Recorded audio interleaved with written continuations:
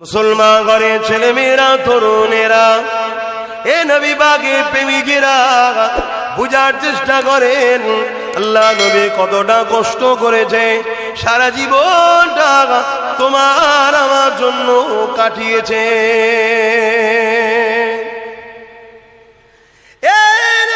তরুণেরা আল্লাহ নবীর জিন্দেগিতে এমনও দিন গেছে আমার নবী পাকের সংসারের চুলোতে উনুনে 1 মাস আগুন পর্যন্ত জ্বলত না। আমার নবী পাকের পরিবারের ঘরেতে কখনো কখনো বাতি জ্বালাবার মতো মশলাটাও ছিল না, অন্ধকারে তাদেরকে থাকতে হতো। এই যুবকেরা এত কষ্ট করেছে, অথচ আল্লাহ আমার নবীকে দোনোজানে সুলতান করেছে।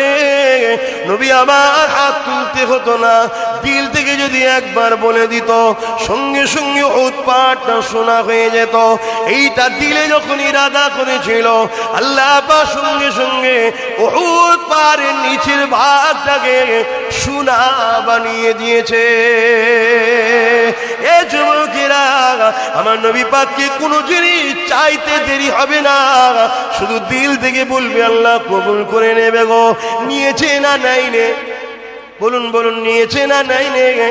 আপনারা নিশ্চয়ই জানেন কাবা শরীফ কিবলা ছিল না, বাইতুল মুকাদ্দাস যেটা জেরুজালেমে প্যালেস্টাইনে রয়েছে ওটা হলো আমাদের কিবলা ছিল। মসজিদ আকসা আজ পৃথিবীর একদল সন্ত্রাস ওই মসজিদ আকসাকে অপমান করে, এর জন্য প্যালেস্টাইনবাসীরও একটু কিছু ভুল হয়েছিল প্রথমে। কি ভুল? শয়তানের উপরে দয়া দেখাতে নাই। শয়তান জাহান্নামে যাচ্ছে বলে আফসোস করে দুয়াও চাইতে নাই। চাইবেন নাকি আল্লাহ শয়তানকে হিদায়েত করে দেন? কেউ দুয়া চায়? সারাটা জীবন যে নবী আমার তোমার আমার জন্য কেঁদেছে, আজও মদিনার রওজা মুবারকে সেই নবী কাঁদে।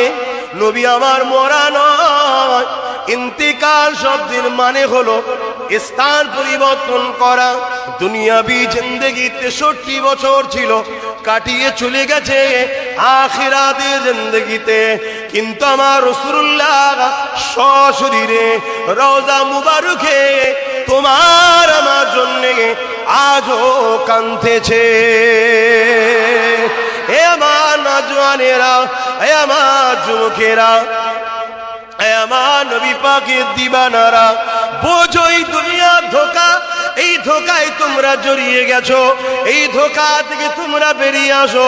তোমার নেতা গান পছন্দ করে না, তুমি রসুলের তুমি কেন গানের সঙ্গে জড়িয়ে গেছো? তোমার নেতা মেলা যাত্রা পছন্দ করে না, তুমি কেন জড়িয়ে গেছো? তোমার নেতা এক আল্লাহ দাসত্ব পছন্দ করে, যেখানে নকল খোদার উপাসনা হয় ওই মেলাতে তুমি কেন ঘুরতে যাও?